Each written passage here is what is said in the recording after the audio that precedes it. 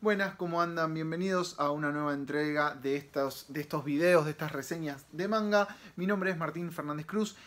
Hace un par de videos les decía, si pueden comprar un manga, por lo menos en lo que ya sabemos que se va a editar a lo largo de este 2021, seguramente después haya más anuncios, pero por lo menos, por lo que sabemos hasta ahora, yo les decía, si pueden comprar un manga, compren 20th Century Boys de Naoki Urasawa, obviamente, pero si pueden comprar dos, vayan por La Implacable Invasión Mongola, que es el primer manga que se edita de Shintaro Kago en Argentina. Lo editó Ibrea el viernes pasado.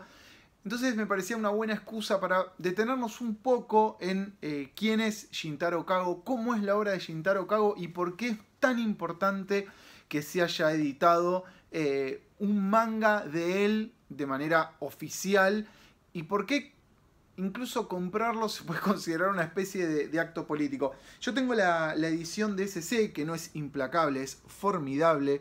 La formidable invasión mongola. SC lo editó ya hace un par de años, creo unos 3 años, una cosa así. La editorial Ibrea lo lanzó el viernes pasado en el mercado argentino. Una cosa ya que me divirtió mucho es que en distintos grupos de Facebook de compra y venta de mangas ya hay mucho diciendo lo compré, no me gusta, lo quiero vender, por favor, véndanlo, esto es una porquería, no me gusta para nada. Bueno, ¿de qué se trata ante todo La Implacable, o acá La Formidable Invasión Mongola? Es una historia en la cual se parte de una especie casi de absurdo, que es en Mongolia usan los jinetes, usan manos, no caballos, usan manos, digamos como parte de su ejército, ¿no? Como una herramienta de su ejército, y eso deriva en el descubrimiento de que, bueno, hay personas, hay gigantes, esas manos, porque primero la pregunta es ¿de dónde salen estas manos que reemplazan a los caballos? Y a partir de ahí Kago empieza a tirar de una cuerda en la cual el relato cada vez se pone más y más y más extravagante, en donde sabemos que hay gigantes, que estas manos salen de unos cuerpos gigantes. Y a partir de ahí lo que hace Kago es reescribir toda un fragmento de la historia mundial, haciendo un cambio que al principio parece anecdótico, pero que eventualmente se convierte en un quiebre, en lo que significa el quiebre de la civilización. Ve, por ejemplo, ahí está funcionando una máquina, que quizás en otro contexto sería a vapor, es con manos. Entonces, a partir de ahí lo que hace Kago es como desarrollar un humor bastante... hay imágenes hermosas, ¿no? Obviamente a lo largo de este libro. Miren los autos, que en vez de ruedas tienen manos. Lo que hace Kago es esto, ¿no? Es ir con algo que se puede entender como un chiste, ir a fondo, ir hasta las últimas consecuencias y empezar a trabajar, bueno, ¿qué nos puede... o sea, ¿cuáles pueden ser la diferencia de un mundo con respecto al nuestro en el cual se parte desde ese lugar, ¿no? Desde el lugar de, bueno, acá primero hay manos, después hay gigantes, y después toda la historia moderna se empieza a reescribir a partir de esa diferencia, que no es tan pequeña obviamente, pero que es absurda y que al tipo le permite explorar ese humor tan al borde y tan... que coquetea con imágenes que van por momentos hacia cosas muy morbosas o hacia cosas muy escatológicas. Es interesante que Ibrea empezó por este título. ¿Por qué? Porque a pesar de, digamos, de ciertas imágenes que son como muy impactantes por el nivel de violencia gráfica que tienen, la pregunta es, ¿qué tan representativa es esta obra de Kago? Y muchas personas y muchos lectores que se acercan por primera vez a Kago por ahí, dicen, uy, acá hay algo distinto. Pero es un buen acercamiento. ¿Por qué? Porque, por ejemplo, en España empezaron a editar desde un lugar mucho, desde una parte de la obra mucho más radical, mucho más centrada en lo que creo yo es la verdadera firma de Shintaro Kago. Kago brevemente lo que trabaja es el área, lo que se conoce como eroguro, que es el erótico y el grotesco, que es una tradición que en Japón se remonta hace miles de años, que muchos pueden asociar con las famosas pinturas de los pulpos, lo que se llama el tentacle rape, que tiene que ver con estas pinturas de pulpos, de alguna manera, en digamos, situaciones de índole sexual con distintas mujeres. Para los que ven Mad Men, tiene un valor muy importante el eroguro y esa pintura. Pero bueno, es como una estética que data de hace miles de años en Japón, no es algo nuevo.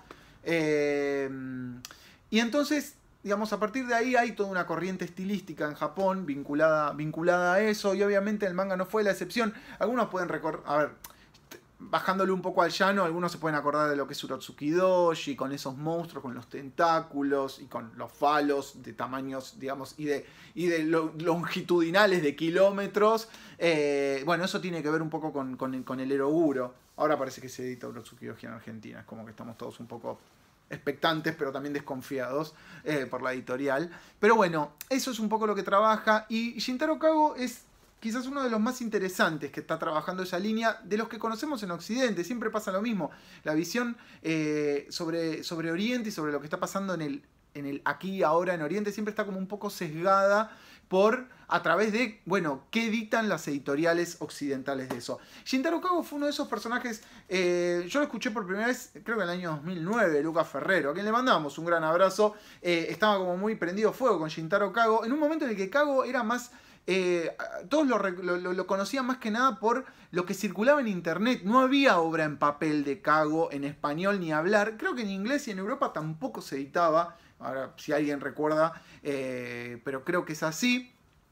En ese momento se hablaba mucho de Dance Kremlin Palace, que era una especie de reescritura de la historia de Rusia. Pero lo que llamaba la atención era el estilo de Kago, que sin ser un virtuoso del lápiz, algunos lo comparan, para mí de manera un poco caprichosa, con Suehiro Maruo, que es otro tipo que labura el Eroguro, pero Suehiro Maruo es un tipo que tiene un trazo, debe ser uno de los dibujantes más, digamos, uno de los mejores dibujantes que trabaja el manga actualmente, un tipo de una mirada muy preciosista en los dibujos, lo cual no quita que muchos de sus relatos, o por lo menos de sus relatos más hardcore, eran como un poco más violentos. Bueno, Kago trabaja una línea más inclinada hacia el humor. Maruo no te reís de absolutamente nada. Si no conocen quién es Maruo, busquen por lo menos Midori, la niña de las camelias, que es como una buena puerta de entrada a la obra de Maruo. Incluso hay una película que hasta creo que está subida en YouTube, una película de animación, que hizo una persona sola esa película de animación.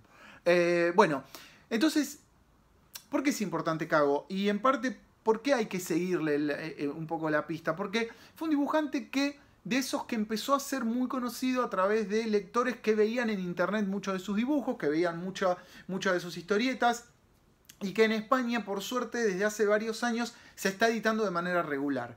Yo tengo algunos de los mangas que se publicó, que editó EDT, que era la extinta Glenat, después se reconfiguró a EDT, que es editorial de TVOs, obviamente, y que empezó por el costado más pesado de Shintaro Kago, a diferencia de lo que hace Ibrea con la implacable invasión mongola, que esto que les decía, por ahí es más amable para alguien que no conoce la obra de Kago. Bueno, EDT arrancó por un lugar mucho más hardcore, por lo que es el Kago más bruto, más fuerte, con obviamente relatos cortos de este tipo, donde lo que hizo DT fue editar varios álbumes de historias cortas. Kago tiene casi todas historias cortas. La implacable invasión mongola es como una de esas excepciones de un tomo que empieza y termina y cuenta una historia y demás.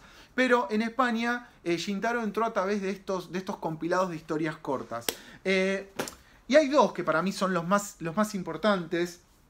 Por un lado está Fraction, que es muy bueno, que también tiene historias cortas, y en donde él juega, digamos, siempre lo que tiene Kago es como una premisa muy original, que más allá del gancho inicial, el tipo entiende cómo trabajarla, no estira el chiste, va a la cantidad de páginas que tiene que durar, y por ejemplo acá él incluso, ese es Kago, juega con él mismo como un personaje de su obra, y donde en estos relatos cortos empieza, que creo que este es otro de los rasgos más interesantes, empieza como a experimentar con la lógica de la narrativa de la historieta.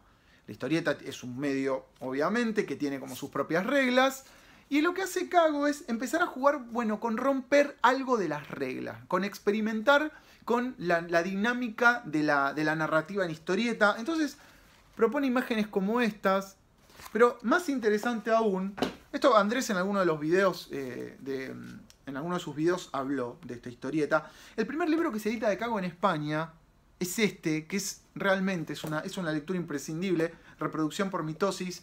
Esto fue lo primero que salió de Kago en España, en español. Y me acuerdo cuando lo editaron, estábamos todos como un poco que no podíamos creer realmente que se editara Kago, porque tiene esto, ¿no? Tiene como una cosa de nicho de internet, ¿no? De fenómeno de internet, hasta ese momento. Y cuando sale este libro, un poco como pasó cuando Norma, si no me equivoco, empezó a editar Marugo, la sorpresa de que una editorial entienda que hay un público que quiere comprar esto en español y que no es tan nicho como uno cree. Y que si es nicho, tiene potencial para no ser mainstream, pero sí tener, digamos, una cantidad de demanda que sostenga el hecho de publicar algunas de sus historietas.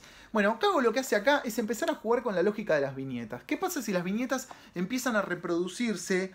¿Y qué lógica puede adquirir una historia cuando las viñetas empiezan como a reproducirse y empiezan como a tomar vida propia? Es muy interesante lo que hace Kago. Y acá está quizás su trabajo más representativo en términos de lo que es esta experimentación con la narrativa, que juega con una página como si fuera en 3 dimensiones, ¿no? Él lo que hace es eso. Bueno, ¿qué pasa si una página de golpe tiene 3 dimensiones y arma estos como especie de edificios donde cada panel, cada viñeta se puede ver desde distintos ángulos? Y otro que debe haber sido un trabajo muy grande en términos de traducción, esto lo traduce Marc Bernabé, lo que hace Kago es jugar con fragmentos que no se leen dentro de las viñetas. O sea, un bocadillo está parte adentro de la viñeta, parte afuera de la viñeta. Entonces lo que importa es lo que está dentro de la viñeta, pero en realidad es un poco difícil de explicar. Pero en realidad el mensaje completo se lee por afuera de la viñeta. En fin, tiene que ver con todo lo que experimenta Kago.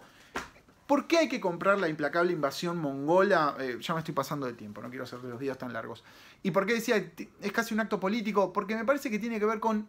Ivrea entiendo que lo hizo un poco con Solanin, con Junjito no tanto, Junjito sí puede ser un poco más mainstream, pero tiene que ver con...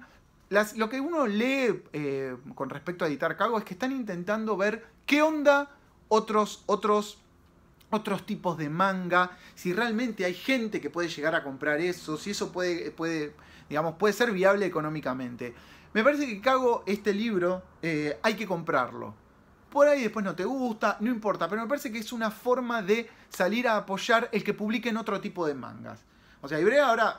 Y el mercado argentino creo que está en un momento de apertura, de intentar ir por otros caminos, buscar otro tipo de obras.